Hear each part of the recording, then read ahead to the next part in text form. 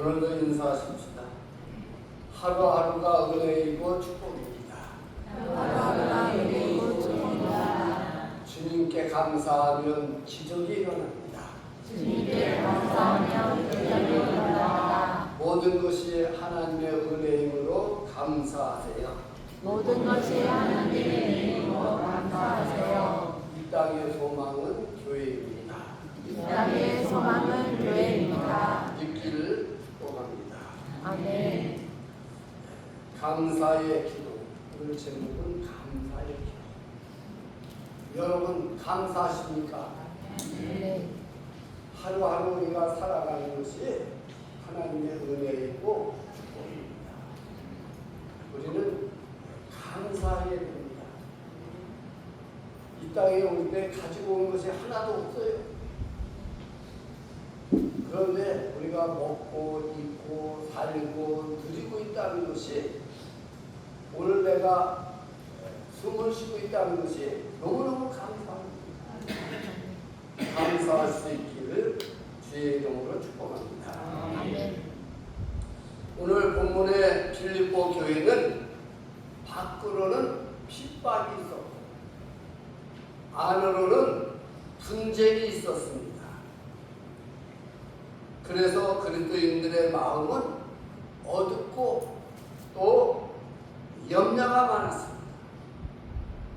이런 와중에도 바울은 빌립보 성도들에게 오늘 본문 4절에 주 안에서 항상 기뻐하라, 내가 다시 말하노니 기뻐하라고 권면하고 있습니다. 아무것도 염려하지 말고 모든 일에 감사 기도하라고 권면합니다. 영이 열린 사람은 기도부터가 다릅니다. 어떻게 감사 기도해야 하는지를 가르쳐주고 있습니다. 그렇습니다. 그리하면 모든 지각에 뛰어난 하나님의 평강이 예수 그리스도 안에서 너희의 마음과 생각을 지키시리라 고 했습니다. 믿습니까? 아멘. 사람은 문제가 해결된 후에야 감사하려고 합니다. 아닙니다. 우리는 문제 가운데서도 먼저 감사해야 됩니다. 그래야 하나님이 그 믿음을 보시고 기적을 일으켜주십니다. 믿기를 바랍니다. 아멘. 첫째는 예수 그리스도 안에서 항상 기뻐해야 한다. 이 말씀입니다. 바울은 기뻐하라, 내가 다시 말하노니 주 안에서 항상 기뻐하라. 기쁨은 빌립보서의 주제입니다. 바울은 주 안에서 항상 기뻐하라고 권면합니다. 우리가 주 안에서 항상 기뻐하려면 모든 사람에게 관용을 베풀어야 합니다.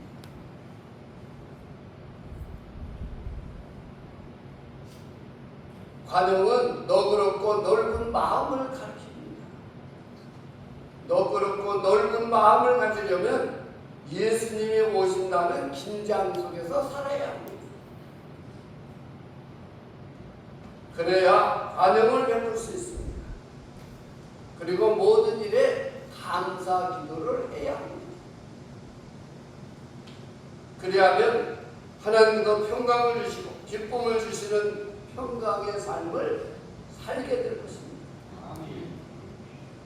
그리스도인이 하나님께서 주시는 평강을 누리려면 참되고 순결하고 사랑스럽고 칭찬할 만한 삶을 살아야 합니다. 여러분들의 삶은 어떻습니까? 정말 칭찬받을 만한 삶이 되고 있습니까? 또한 바울은 옛적 환경들로 인해 핍박을 받고 강등을 당하고 미역과 죽음 같은 것으로 둘러싸여 있을 때도 옛적은 기쁨을 잃지 않고 찬송을 했다고 말씀해주고 있습니다. 그렇습니다. 오늘 우리도 찬송하는 삶이 될 수 있길 주의 이름으로 축복합니다. 아멘. 성도가 환난을 당하면 기뻐하고 찬송할 수 있습니까? 어려운 일을 당하면 아마 기쁨도 찬양도 다 도망가고 있습니다.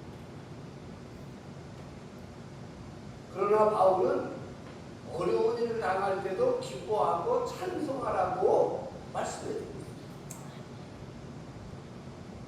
핍박이 강하면 강할수록 참된 신자는 주님께 더욱 가까이 다가옵니다. 그러다 큰 어려움을 당하면 주님 품 안으로 쏙 들어와 앉습니다.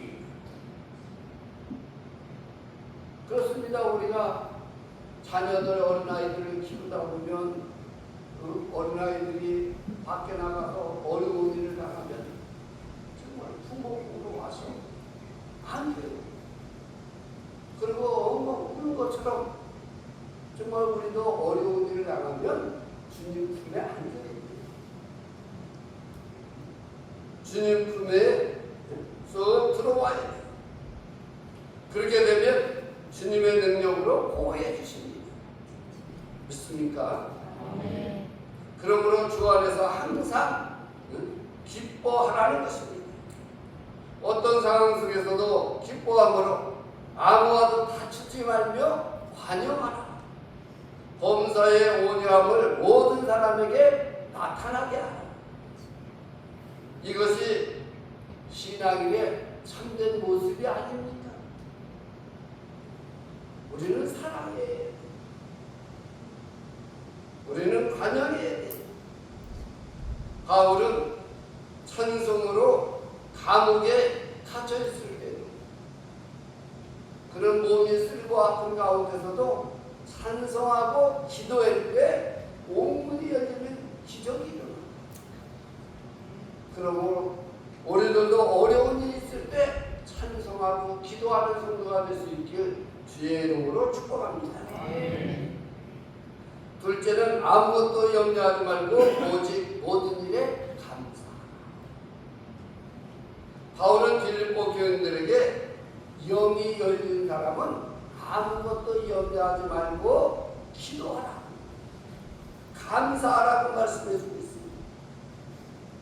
오직 모든 일에 기도와 간구로 너희 구할 것을 감사함으로 하나님께 말해라, 아뢰라. 모든 염려를 기도로 바꾸라고 말씀해줍니다.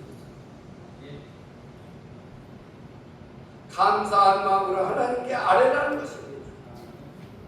이 구절은 염려를 내려놓고 기도할 때 모든 지각에 뛰어난 하나님의 평강이 그리스도 예수 안에서 너희 마음과 생각을 지키시리라 고 약속해 주셨습니다. 그래서 염려 대신 기도해라. 걱정과 불안 대신 기도로 하나님께 아뢰라. 네. 감사함으로 기도하면 버릴 것이 없습니다. 믿습니까? 바울은 감옥에서 지금 이 편지를 쓰는 거예요. 빌립보 성도들에게. 편안한 가운데 쓰는 것이 아니라 감옥 옥중에서 빌립보 교인들에게 오늘 4절에 있는 말씀 그대로 주 안에서 항상 기뻐하라. 내가 다시 말하느니 기뻐하라. 너희 가정을 모든 사람에게 알게 하라. 주께서 가까우십니다. 그러므로 아무것도 염려하지 말고 다만 모든 일에 기도와 간구로 너희 구할 것을 감사함으로 하나님께 아뢰라.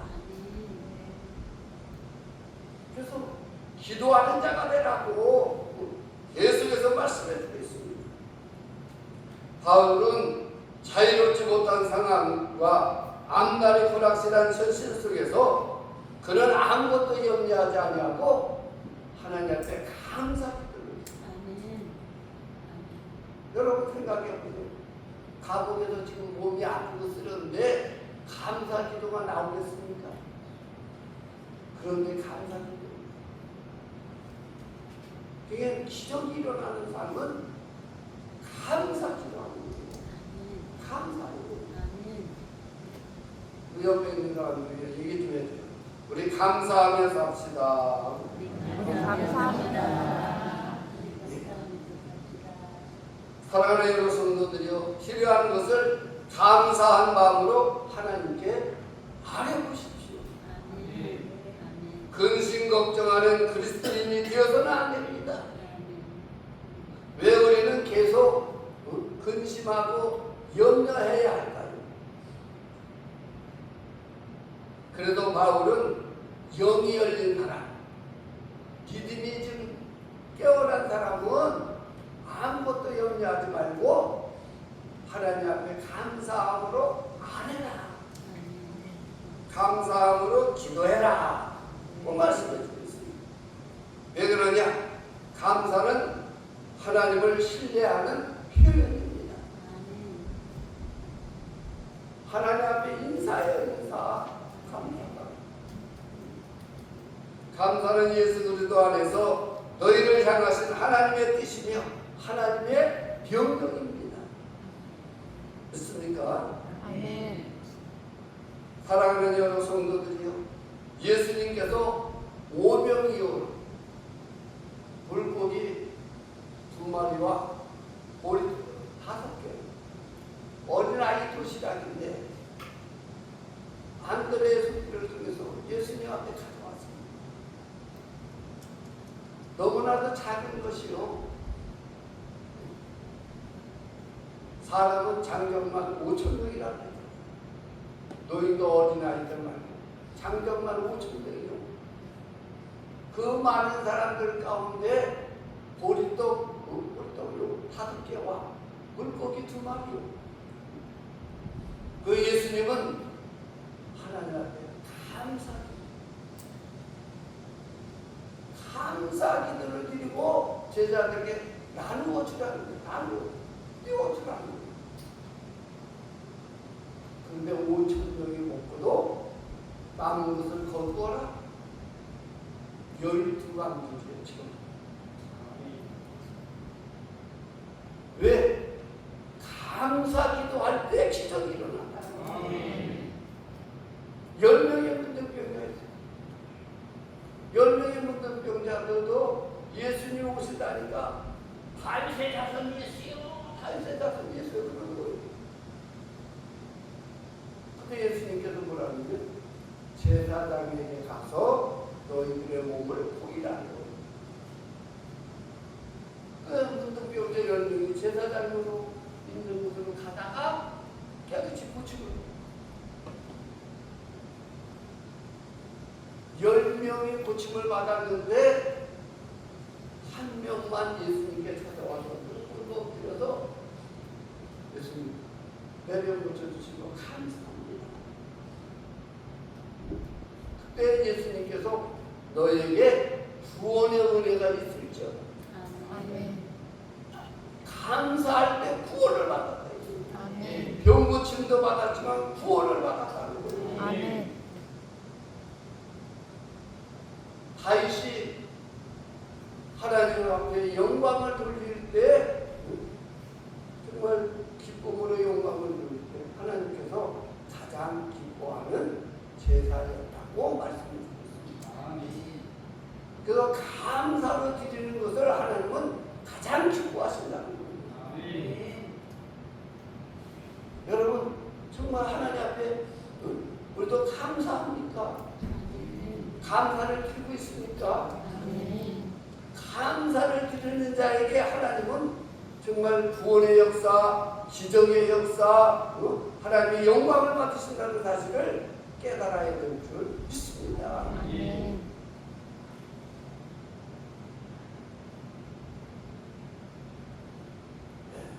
염려하는 자는 실패하나 감사 기도하는 자는 축복을 받습니다. 여러분 축복받고 싶다면 감사해야 돼요. 아멘 소리가 적은 거 보니까 축복받고 싶은 마음이 좀 없는 건가? 하여간 감사해야 복이 된다. 아멘. 감사해요. 그래요. 정말 우리가 자녀들을 키우면서 자녀들에게 뭐 맛있는 걸 만들어주고 뭐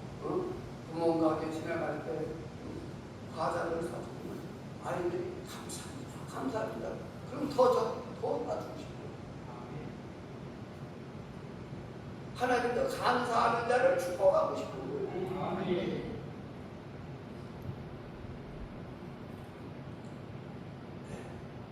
신앙은 염려하는 자리에서 감사하는 자리로 바꿔지는 거예요. 감사는 하나님의 더 큰 은혜를 가져옵니다.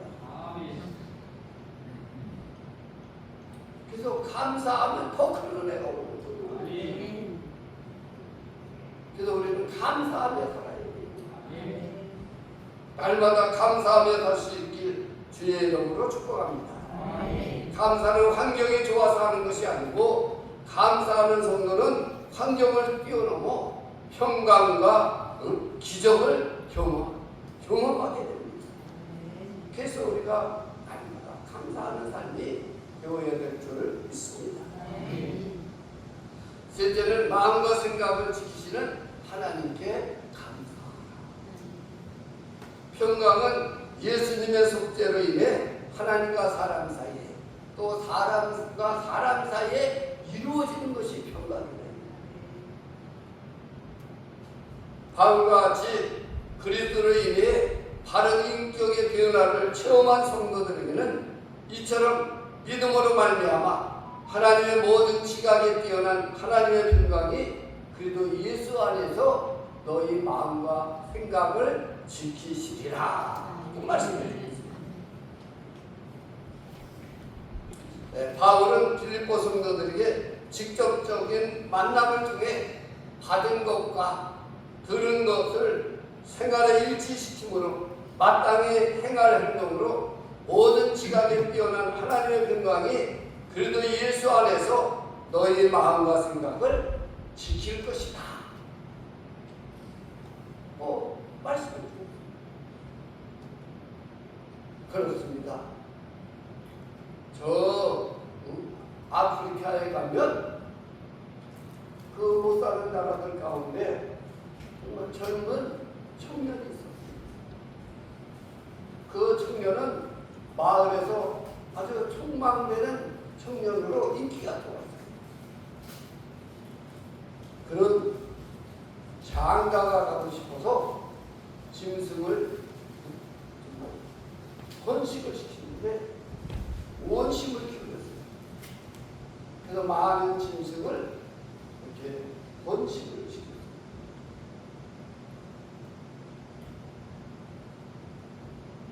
그리고 정말 마을 사람들이 저 청년은 누구에게 청혼을 할까? 많은 사람들의 시선이 청년에게 모아졌어요. 근데 하루는 청년이 양복을 가지고 소를 끌고 나오는데 그 아프리카에서는 장가 가려면 보통 소를 3마리 정도를 장인이 될 그 여자의 아버지에게 갖다 드리고 승낙을 받아야 결혼을 할 수 있다는 거예요. 그런데 그 마을에는 부잣집 딸도 있어. 또 공모하는 집 딸도 있어. 그런데 그 청년이 양복을 입고 소 7마리를 끌고 나오니까 사람들이 다 구경을 하고 어느 집으로 가는가? 누구 집에 가서 청혼을 하는가? 사람들이 눈여겨보는데 부잣집을 지나가요. 부잣집 친구도 아니고 또 가다가 공무원 집을 지나가요. 공무원 집도 아니고 그럼 누굴까? 산 밑으로 갔더니 산 밑에 허름한 가난한 집에 처녀가 있었는데 키는 큰데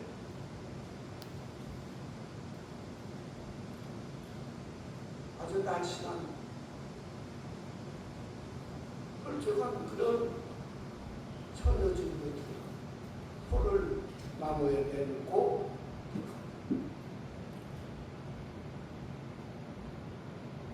사람들이 너무 의아해요. 아니 총망되는 총각이 왜 그 많은 여자를 다 밀어놓고 가난한 집이 그것도 메마른 키만 그냥 훌쩍 큰 그런 처녀에게 청혼을 할까?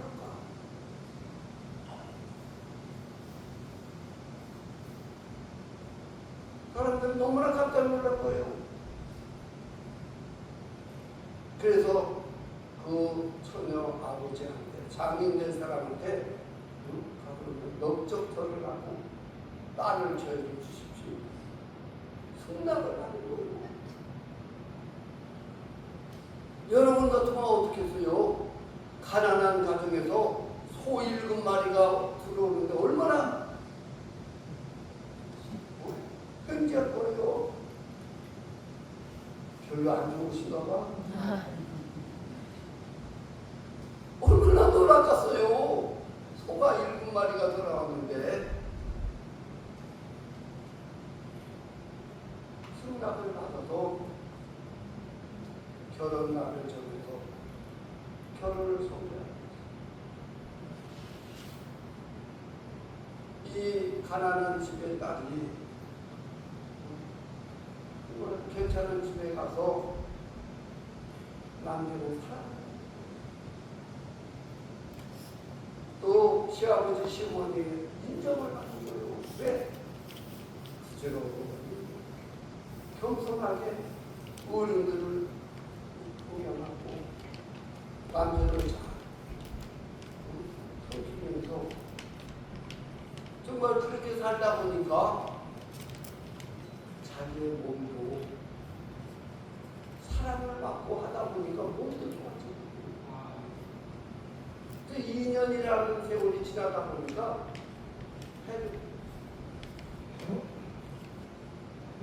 배불러서 남편과 같이 병원을 갔는데 의사가 깜짝 놀라고 그런데 신랑이 묻더라고요. 저 여자가 그때 그 날씬한 이정가는 이런 말이야. 맞습니다. 의사는 딴 여자를 데리고 왔는지 알고 남편 여자라고 그러 그 여자가 맞습니다. 근데 딴 사람이 데리고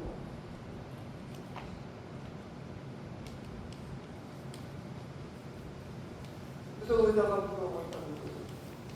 어떻게 이렇게 사람이 변했어요?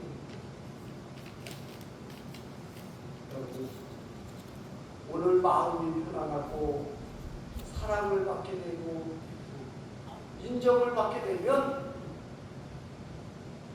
우리의 육신이 좋아질 수밖에 없어요. 아멘.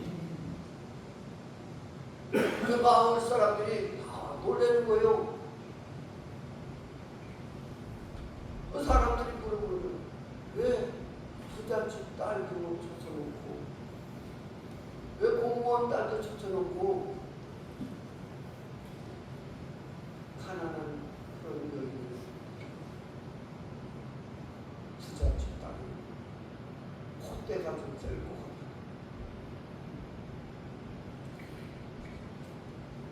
또 공무원 딸도 겸손하지 않아요. 겸손하죠. 그래서 당연하지. 그 여인을 가져. 근데 이 가난한 집에 정말 딸이 부한 집에 와서 살다 보니까 품격이라고 하는 것이 있잖아요. 인격이라고 하는 것이 있잖아요. 그 가문의 풍습을 따르고 품격을 따르다 보니까 다른 사람으로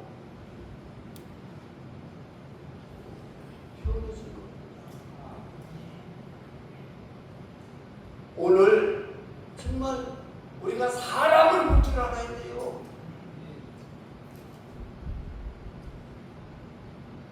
그래서 정말 우리가 하나님이 사람을 보실 때에 어떤 사람을 보시는지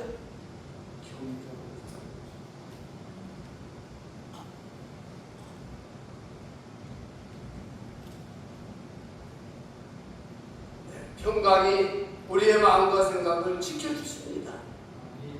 감사는 축복을 받은 사람만 하는 것이 아니라 축복을 믿는 사람이 먼저 드리는 믿음의 고백입니다. 사랑하는 여러 성도들이요, 매일매일 감사의 제목을 3가지씩 드려보세요. 또 염려가 생길 때마다 감사 기도를 드려보세요. 작은 일에도 감사를 실천해보세요.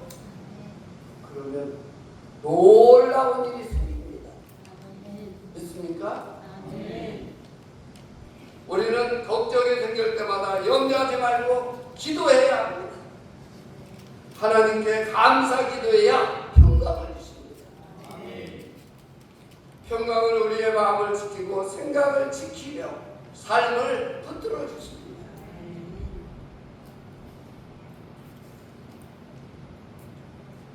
기도하면 응답이 오고 감사하면 평강과 기적이 일어납니다. 감사가 있는 곳에 평강이 있고 감사하는 곳에 하나님의 기적이 있습니다. 감사는 기적의 시작이며 평강의 문을 여는 열쇠입니다. 있습니까? 그러므로 오늘 바울도 본문에 뭐라고 말합니까? 아무것도 염려하지 말고 다만 모든 일에 기도와 간구로 너희 구할 것을 감사함으로 하나님께 아뢰라. 그리하면 모든 지각에 뛰어난 하나님의 평강이 그래도 예수 안에서 너희 마음과 생각을 지키시리라. 믿습니까? 감사는 기적의 열쇠이며 감사하는 마음에는 하나님의 평강이 머무릅니다. 주님의 말씀을 통해 감사의 기도가 회복되고 하나님의 평강의 은혜를 경험하게 되기를 축복합니다. 우리가 신앙적으로 고백할 말은 모든 것이 하나님의 은혜입니다. 모든 것이 하나님의 은혜입니다. 하나님 감사합니다가 돼야 합니다. 우리에게 감사할 조건이 너무나도 많습니다. 다만 깨닫지 못할 뿐입니다. 감사의 기쁨을 누리는 성도가 됩시다. 바울은 옥중서신의 일감된 주제를 생각할 때 기뻐하라, 감사하라. 어떤 상황 속에서도 기뻐하고 감사하는 성도가 될 수 있기를 주의 이름으로 축복합니다. 하나님 아버지의 은혜와 사랑을 진심으로 감사하고 감사합니다. 정말 우리가 감사할 때 하나님께서 오병이어의 기적이 일어주신 것과 같이 우리에게 기적을 일으켜주시고 정말 10명의 문둥병자같이 감사할 때 구원의 역사가 일어납니다. 다윗과 같이 하나님 앞에 정말 영광을 돌릴 때 영화로운 삶을 살아갈 때 그의 제사를 하나님께서 기뻐 받으셨다고 말씀해 주고 있습니다.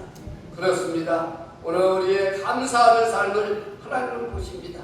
감사가 기적을 불러옵니다. 감사가 기적을 가져옵니다. 그러므로 감사하는 생활 되게 주옵소서. 예수님의 이름으로 기도드리옵나이다. 찬송